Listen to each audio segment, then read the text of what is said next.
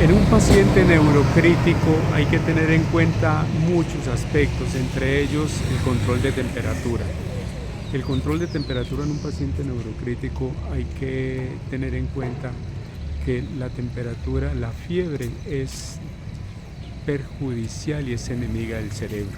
Entonces hay que mantener una temperatura adecuada en los pacientes en medicina veterinaria, en perros, en gatos, en los pacientes que uno trata, en mi caso especies silvestres y salvajes también, y hay que mantener una temperatura adecuada, pero sin mantener una hipotermia terapéutica, porque también puede ser deleteria para el cerebro.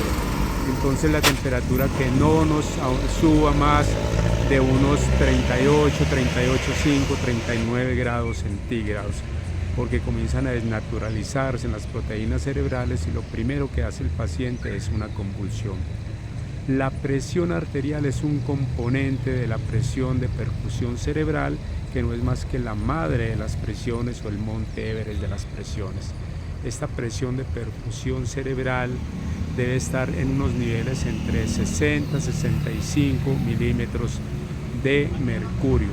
Cuando la presión intracerebral está baja, el paciente está entrando en un deterioro de los tejidos con una disminución en la perfusión sanguínea. Entonces, por eso la presión de perfusión cerebral, que no es más que la presión arterial media, la PAN, menos la presión intracraneal, que es la PIC, esto nos da la presión de perfusión cerebral, que es una presión súper importante. Entonces esta presión de perfusión cerebral tenemos que mantenerla en unos niveles adecuados para mantener bien perfundidos los tejidos, al igual que la presión arterial media. Esta presión arterial media se toma, muchos monitores de signos vitales hoy en día muestran la presión arterial media, pero si la podemos hacer manualmente, cuando solamente nuestros equipos nos muestran la presión sistólica y la diastólica, la presión arterial media la tomamos sumando 2 veces la presión arterial diastólica menos la presión más la presión sistólica, sumar las 2 veces la diastólica más la sistólica dividido entre 3.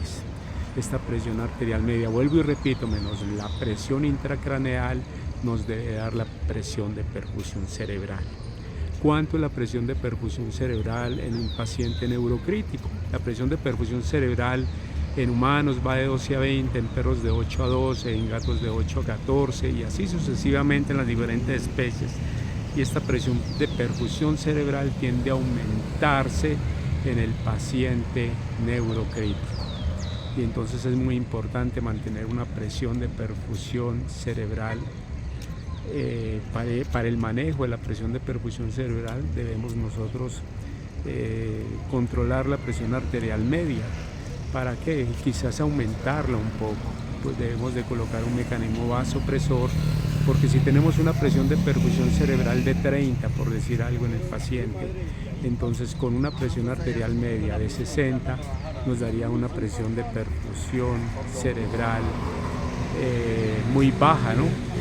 Nos da una presión de perfusión cerebral que lo ideal es mantenerla en 60, entonces una presión de perfusión, una presión media muy baja menos la presión intracraneal se crearía efectos nocivos para el organismo. Entonces ahí nos toca que aumentar un poco la presión arterial sistémica para que, digamos, subirla a 90, para que con una presión de perfusión cerebral de 30 mantengamos, una presión intracraneal de 30 mantengamos una presión de perfusión cerebral adecuada. Recuerde que soy Juan Carlos, veterinario clínico en pequeños animales, soy clínico con orientamiento en cardiología, medicina interna, medicina de cuidado crítico, medicina de especies silvestres. Los invito para que vean mi canal Sala de Emergencias en YouTube. Hasta un próximo quite y gracias.